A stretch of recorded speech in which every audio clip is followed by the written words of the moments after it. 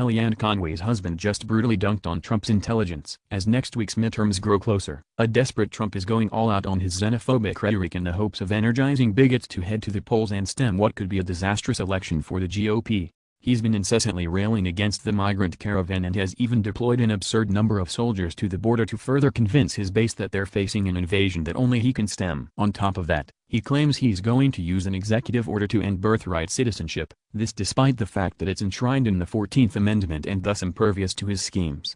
Now, he's doubling down on his laughable assertion that he has power over the Constitution by digging into the specific wording of the 14th Amendment. The New York Times reports that Trump called the provision a crazy policy and made the ridiculous claim that illegal immigrants are not subject to the jurisdiction of the United States. The latter bit is particularly egregious given the fact that Trump has been brutally applying U.S. law to undocumented immigrants, deporting them and throwing them in concentration camps. If they weren't under the jurisdiction of the American government, Trump would have no power to do such things. George Conway, the husband of Trump's counselor Kellyanne Conway, has taken to Twitter to slam the president's comments, calling them drivel. He pointed out that Trump would not be able to arrest undocumented immigrants at all if he didn't have jurisdiction over them. Conway bluntly added that Trump has no comprehension of the words he's using. Conway is absolutely correct, but unfortunately it won't matter to Trump supporters. They've demonstrated time and time again that they'll happily lap up anything that spews from their glorious leader's mouth even if it's unconstitutional or, in this case, nonsensical. The only way to stop this insanity is to head to the polls en masse and vote out every Republican on the ballot. The New York Times tweet: At New York Times,